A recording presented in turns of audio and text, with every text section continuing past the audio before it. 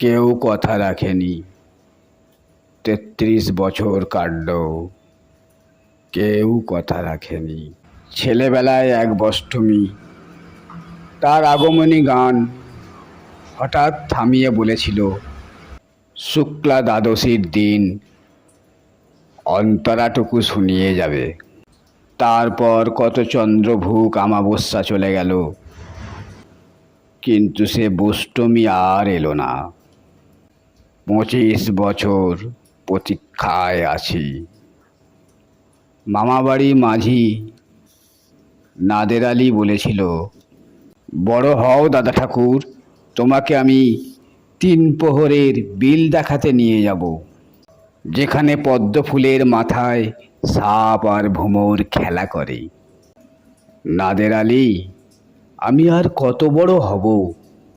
আমার মাথা এই ঘরেই ছাদ ফুঁড়ে আকাশ স্পর্শ করলে তারপর তুমি আমায় ৩ প্রহরের বিল দেখাতে নিয়ে যাবে।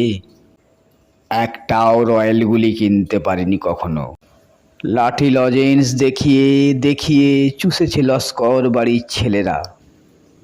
ভিখিরির মতো চৌধুরীদের গেটে দাঁড়িয়ে দেখেছি ভিতরে রাস উৎসব। অবিরল রঙের ধারার মধ্যে সুবর্ণ কঙ্কণ পরা ফর্সা রমণীরা কত রকম আমোদে হেসেছে। আমার দিকে তারা ফিরেও চায়নি। বাবা আমার কাঁধ ছুঁয়ে বলেছিল, দেখিস একদিন আমরাও। বাবা এখন অন্ধ, আমাদের দেখা হয়নি কিছুই। সেই রয়্যালগুলি, সেই লাঠি লজেন্স, সেই রাস উৎসব আমায় কেউ ফিরিয়ে দেবে না। বুকের মধ্যে সুগন্ধি রুমাল দেখে বরুণা বলেছিল, যেদিন আমায় সত্যিকারের ভালোবাসবে সেদিন আমার বুকেও এরকম আতরের গন্ধ হবে। ভালোবাসার জন্য আমি হাতের মুঠোয় প্রাণ নিয়েছি, দুরন্ত ষাঁড়ের চোখে বেঁধেছি লাল কাপড়। বিশ্ব সংসার তন্ন তন্ন করে খুঁজে এনেছি ১০৮টা নীল পদ্ম, তবু কথা রাখেনি বরুণা। এখন তার বুকে শুধু মাংসের গন্ধ। এখন সে যে কোনো নারী।